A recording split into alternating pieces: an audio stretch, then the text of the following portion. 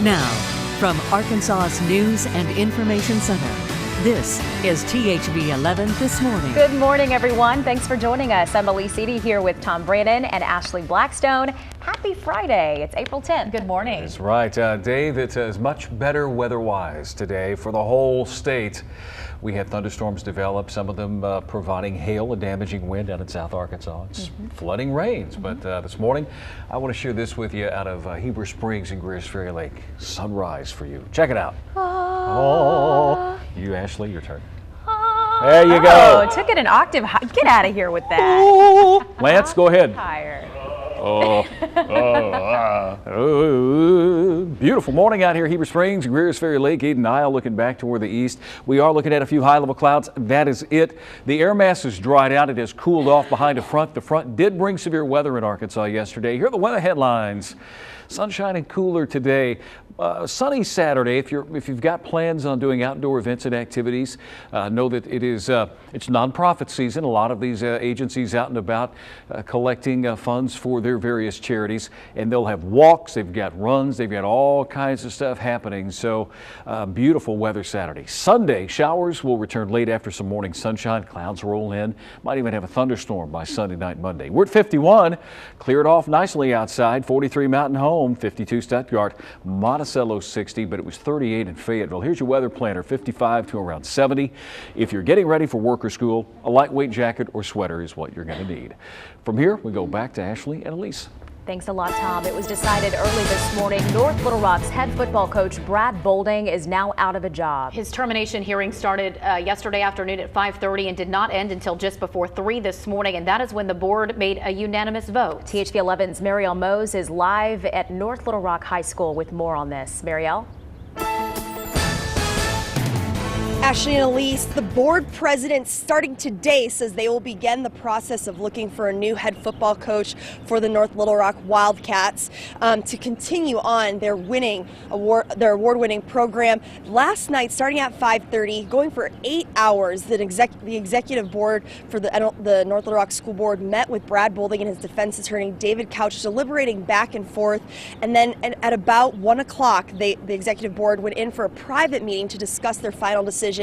And as we've already mentioned, they decided to uphold Superintendent Kelly Rogers' initial recommendation to have Brad Bolding resign.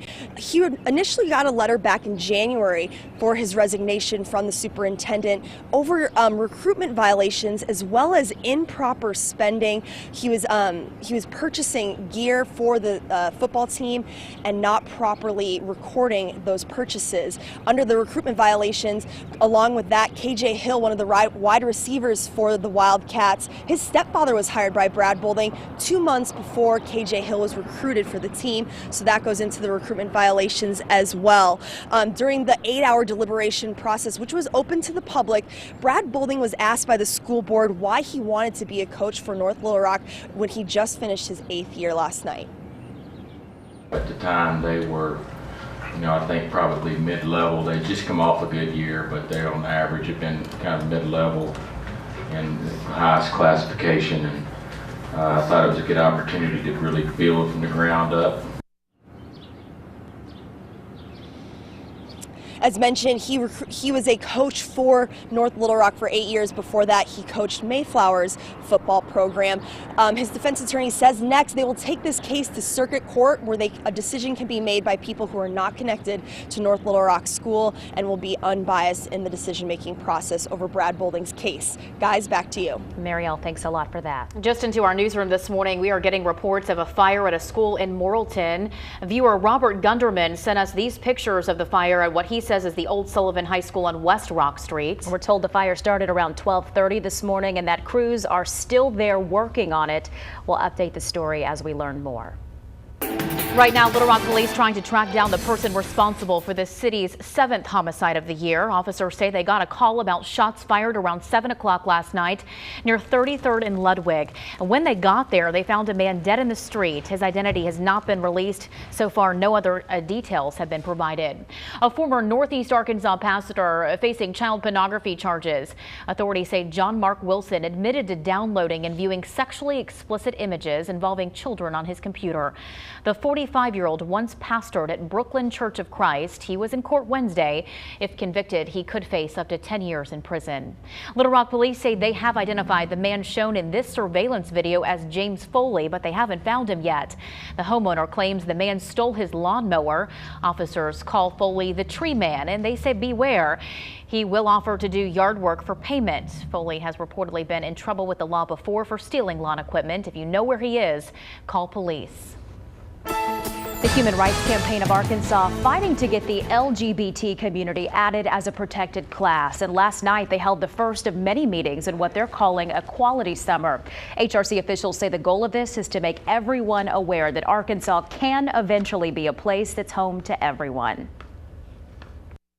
I think all great movements start when people come together and they start to vision how they would like their state or their community to be better.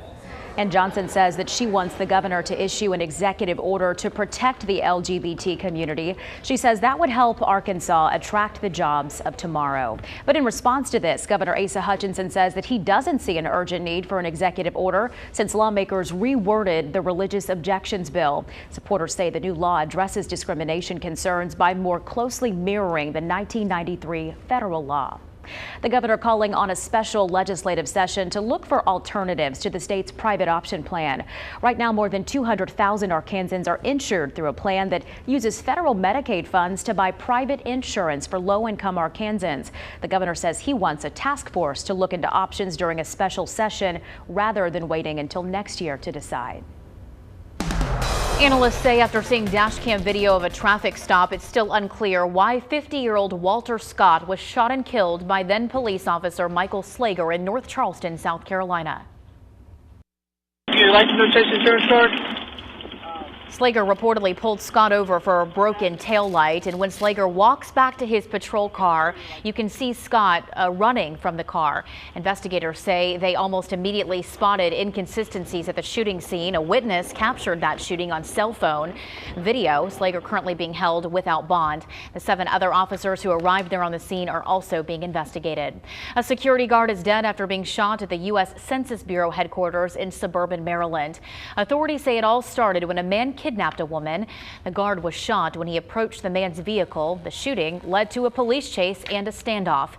One officer was shot in the leg and the suspect was also shot. He is in police custody this morning. Authorities say 1 person is dead and 7 others hurt after at least 1 tornado touched down in an Illinois community. Emergency officials say yesterday's storm in Fairdale damaged all 50 structures in town. And strong storms pushed through Arkansas yesterday, causing damage in several areas. Here are some pictures sent in by viewers in Maumelle. According to the fire department, firefighters answered 13 calls in 75 minutes during the storm. At least 5 houses were hit by trees, and one of those homes had a gas leak. Cleanup underway at the Majestic Hotel in Hot Springs. It's been more than a year since part of it burned down.